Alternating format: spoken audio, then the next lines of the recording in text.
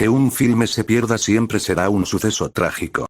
Pero cuando es de terror, la ausencia del mismo causa algo interesante, pues hasta los filmes más cutres serán elevados a leyendas, difuminando así la delgada línea entre lo real y la ficción.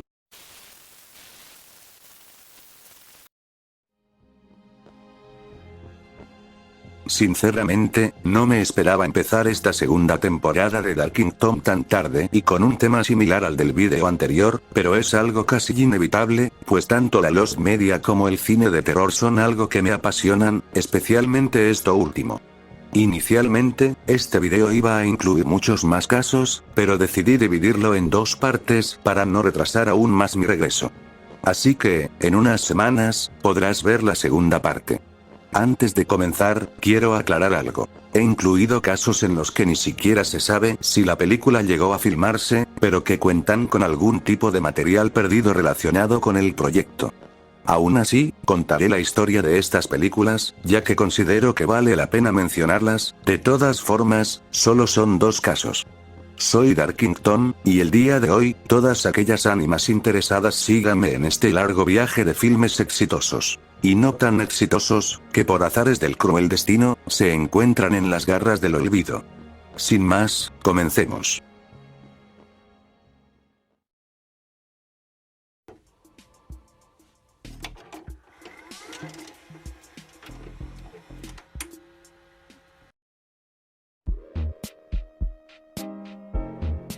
Dr. Jekyll y Mr. Hyde del año 1908 es una película muda de terror considerada como la primera adaptación cinematográfica de la ya famosa novela. Dirigida por Otis Turner y producida por William Selig, la película fue protagonizada por Howard Bosworth en el papel principal. El guión de la película fue basado en una obra teatral de 1897 inspirada en la novela, algo similar a la Frankenstein del 31. El filme tenía una duración aproximada de 15 minutos y estaba estructurado en 4 actos, algo común para la época. Gracias a varias fuentes, sabemos que cada acto consistía en una sola escena, con la subida y bajada de telón como transiciones entre ellas, algo bastante curioso y no tan común. Algo destacable es que la transformación de Jekyll en Hyde fue filmada sin efectos especiales como tal, utilizando en su lugar cambios en la postura de Howard y su expresión facial para representar la metamorfosis. La crítica de la época recibió la película con entusiasmo, destacando especialmente la interpretación de Howard. Publicaciones como Motion Picture World afirmaron que la película superó las expectativas y describieron la transformación como una capacidad dramática casi más allá de la comprensión. Lo curioso, es que en un intento de capitalizar el éxito de la película, se lanzó al año siguiente, el moderno Dr. Jekyll, un cortometraje de 7 minutos que trasladaba la historia en la actualidad de la época. En esta versión, la transformación de Jekyll en Hyde incluso incluía un cambio de género en una de las escenas. Al igual que la versión de 1908, esta película también se considera perdida. Pues no se conocen copias sobrevivientes de ambas, lo más probable es que esta misma esté completamente perdida por varias razones. La película fue filmada en celuloide de nitrato, un material altamente inflamable y propenso a la degradación. Durante las primeras décadas del siglo XX, muchas películas fueron descartadas, recicladas o destruidas debido a la falta de conciencia sobre la importancia de la preservación cinematográfica. Además, los incendios en archivos fílmicos y el deterioro químico natural contribuyeron a la pérdida de numerosas producciones de la época, algo tan común que, en futuros puestos se repetirá.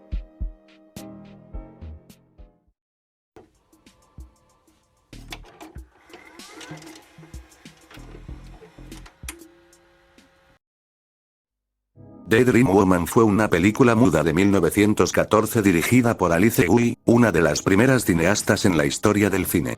La película estuvo basada en la novela del mismo nombre y su guión fue escrito por la propia Alice Guy en colaboración con el autor original del libro. El film fue protagonizado por Franny Reynolds en el papel de Francis. Y Claire como Alice, el misterioso personaje conocido como la Mujer de Negro. La película fue producida en Estados Unidos, en una época en la que Alice Guy ya se había establecido como una influyente directora y guionista dentro de la industria cinematográfica. La historia sigue a Francis, quien es atormentado por un recurrente sueño en el que una enigmática mujer intenta apuñalarlo con un cuchillo. Cada año, en su cumpleaños, la visión se vuelve más intensa y realista.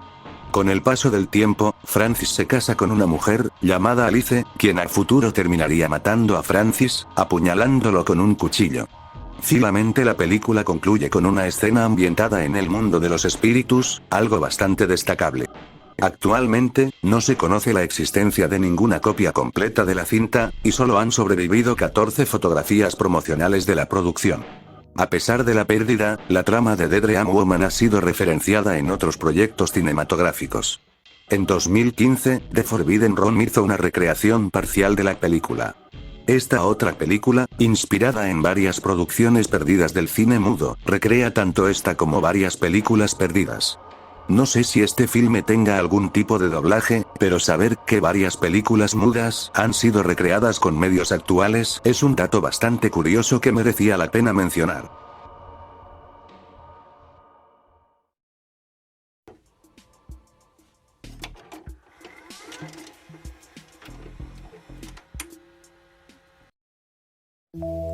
El fantasma de la ópera, estrenada en 1916, es considerada la primera adaptación cinematográfica de la novela, que por aquel entonces solo tenía 6 años de haber sido publicada. La película fue realizada en Austria bajo la dirección y guión de Ernst Matray. La película contó con la participación de Nils Olaf Stridsander en el papel del fantasma. Según los relatos de la época, esta versión cinematográfica se mantuvo relativamente fiel a la historia original, incluyendo escenas donde el fantasma obliga a Christine a aceptar su amor y casarse con él. Sin embargo, se conocen ciertas diferencias en el desarrollo del clímax.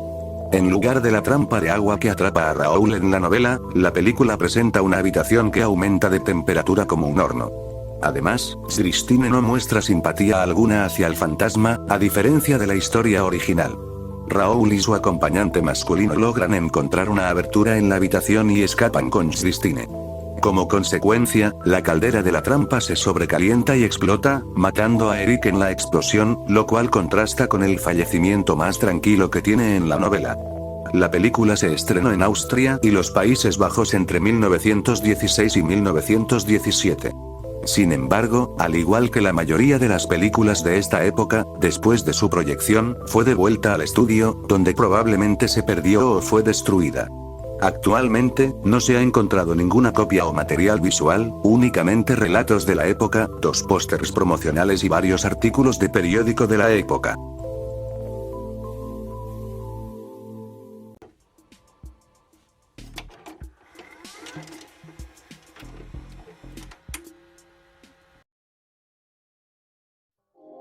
Amanita Pestilence es una película de terror canadiense de 1963 dirigida por René Bonnier.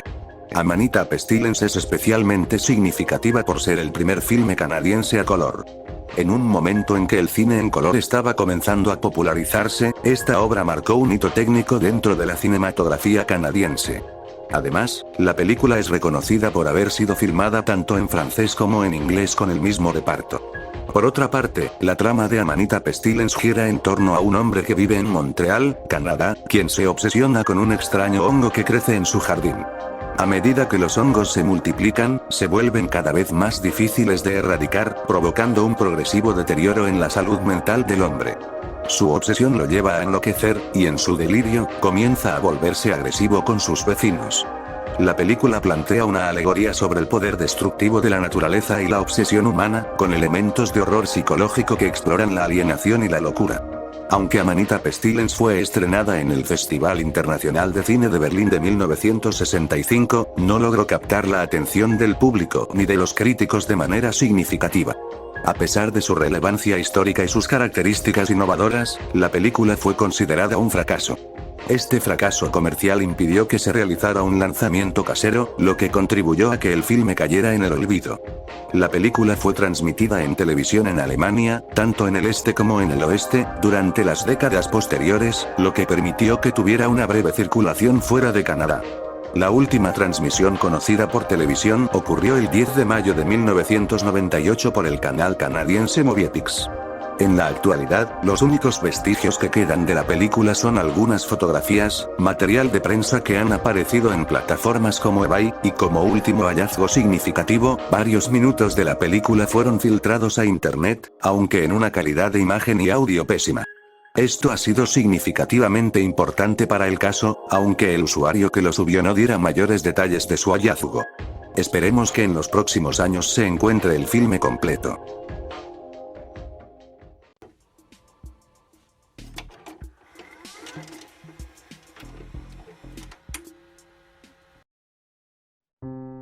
Black the Ripper es una película de terror supuestamente perdida que se enmarca dentro del género Blaxploitation, un estilo cinematográfico que dominó la escena en los años 70 y que se caracterizó por presentar historias protagonizadas por actores negros, a menudo centradas en temáticas de violencia, acción y sexualidad. A pesar de su breve auge durante esa época, Black the Ripper nunca vio la luz, y su existencia ha sido objeto de controversia y debate entre los entusiastas del cine de explotación. Pero, ¿por qué? Bueno, como diría Jack el Destripador, vamos por partes. Por lo que se sabe, la trama de Black the Ripper se presenta como una versión setentera de Jack el Destripador. De acuerdo con relatos extraídos de Daily Grindhouse, el sitio especializado en cine de terror y explotación, la historia comienza con una canción interpretada por Mara Farmer, seguida de una secuencia en la que un joven llamado Mike, que practica karate, recibe la trágica noticia de que su hermana ha sido asesinada. La policía se muestra indiferente al caso, por lo que Mike decide investigar por su cuenta. A lo largo de su investigación, Mike se encuentra con varios personajes sospechosos, incluyendo a un proxeneta, y posteriormente descubre a Todd, un hombre caucásico que parece tener intenciones con mujeres afroamericanas. Las pistas apuntan a Todd como el asesino, y más tarde se confirma que está detrás de los crímenes cuando ataca a Carla, una de las posibles testigos. El clímax de la película se desarrolla cuando Mike enfrenta a Todd en un violento combate, y la película culmina con una vuelta al tema musical del inicio. Los detalles sobre la producción de Black the Ripper son limitados y no han sido confirmados por fuentes oficiales. Se rumorea que el director de la película podría haber sido Frank Saletti, conocido por su trabajo en Blackenstein, aunque algunos sostienen que el guionista Michael Finn podría haber sido también el responsable de la dirección.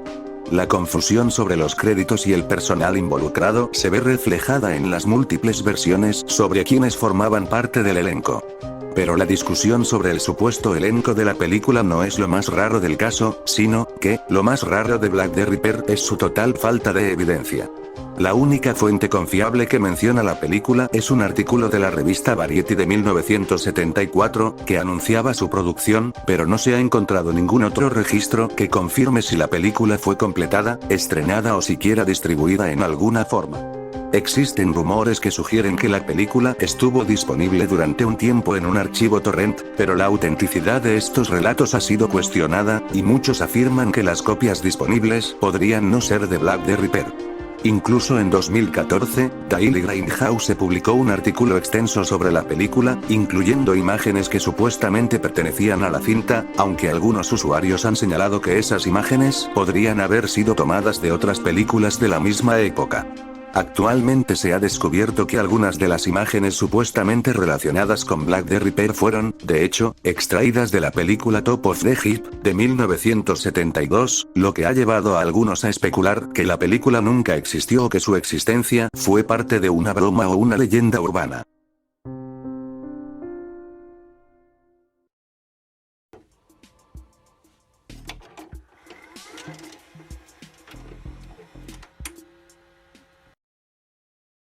Entre los muchos slashers de la era dorada del género, Lover's Lane del 81 destaca por su gran controversia y la razón de su desaparición.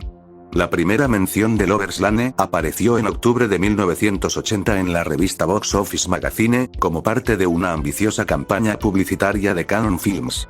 En esta época, la compañía promocionaba agresivamente varios títulos de horror y explotación, entre ellos X-Ray, o también conocida como Hospital Massacre, que muchos conoceréis gracias al video de Te lo resumo así nomás, New Year's Evil, o Fin de Año Maldito y Schizoid de 1980. Dentro de este contexto, Lover's Lane parecía encajar perfectamente como otro slasher diseñado para aprovechar el auge del género. Uno de los aspectos más llamativos del proyecto era su posible protagonista, Wayne Newton, un popular cantante y figura del entretenimiento en Las Vegas, conocido como Mr. Las Vegas. El guión de la película estaba acreditado a Al Anders y Robert Benedict, aunque este último no tiene otros créditos conocidos. La dirección habría estado a cargo de Emmett Alston, quien ya había trabajado con Cannon en la ya mencionada Fin de Año Maldito. Sin embargo, con el paso de los meses, Lover's Lane continuó apareciendo en anuncios sin mayores avances concretos.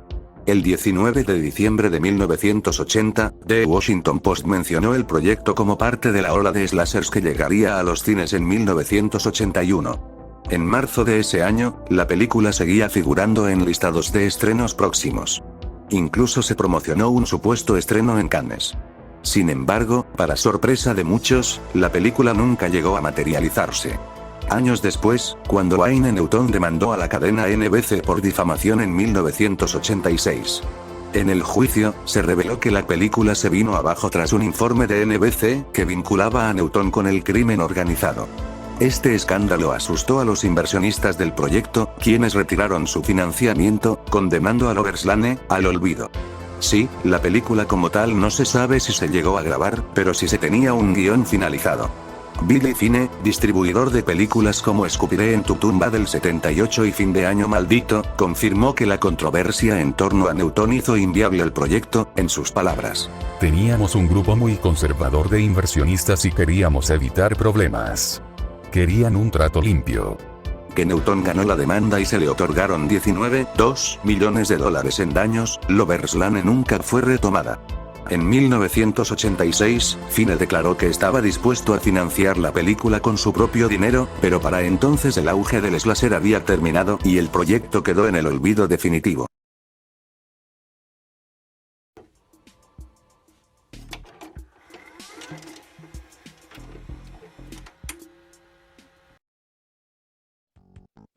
The Pike fue un proyecto cinematográfico ambicioso que, a pesar de no haber salido de la producción, es digno de mención por varias razones destacables.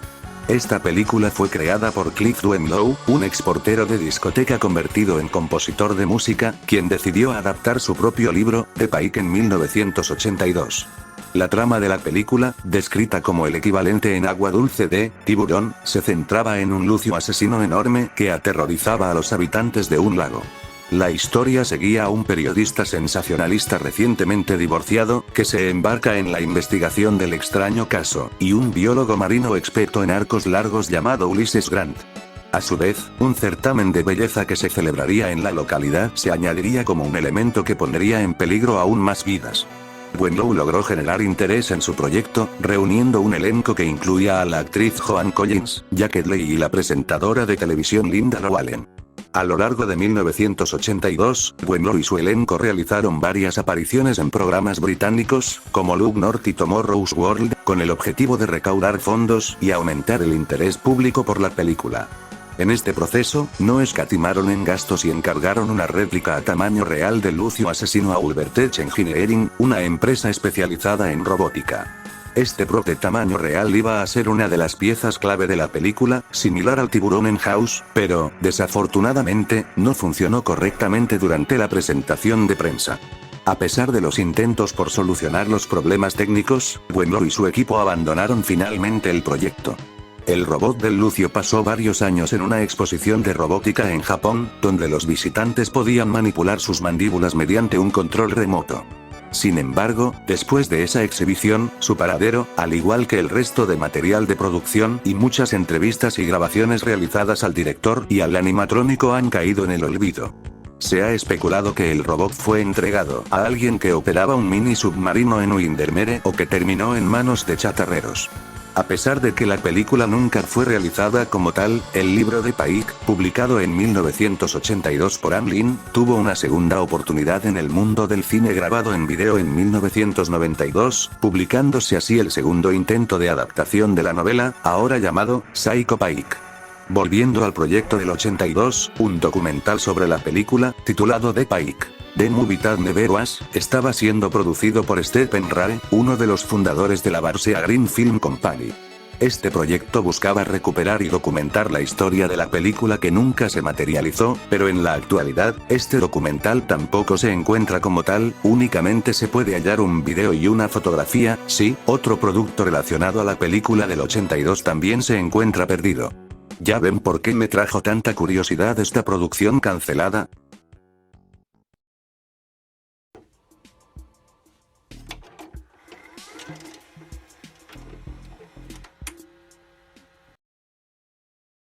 Silent Dead, dirigida por Baumschistion en 1983, es una película slasher de bajo presupuesto de los años 80 bastante curiosa. A pesar de haber tenido un breve periodo de exhibición en Nueva Jersey y una presunta distribución de forma pirata en formato VHS, el filme ha quedado prácticamente desaparecido. Silent Dead es una mezcla de películas slasher, black exploitation y drama policial, en la que un atacante enmascarado se dedica a mutilar a miembros de un sindicato criminal utilizando una navaja. La recepción crítica de Silent Dead fue en su mayoría negativa, y fue presentada en el Paramount Theatre de Newark en 1983.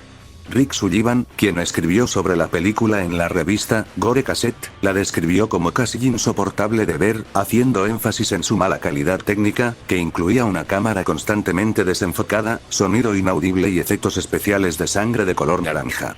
En su crítica, Sullivan la calificó como una abominación sub-Z, comparándola con otras películas de baja calidad, como Robot Monster, del 1953. En retrospectiva, el propio director considera las críticas como acertadas, aunque confiesa que, en su momento, no estaba muy contento con la recepción.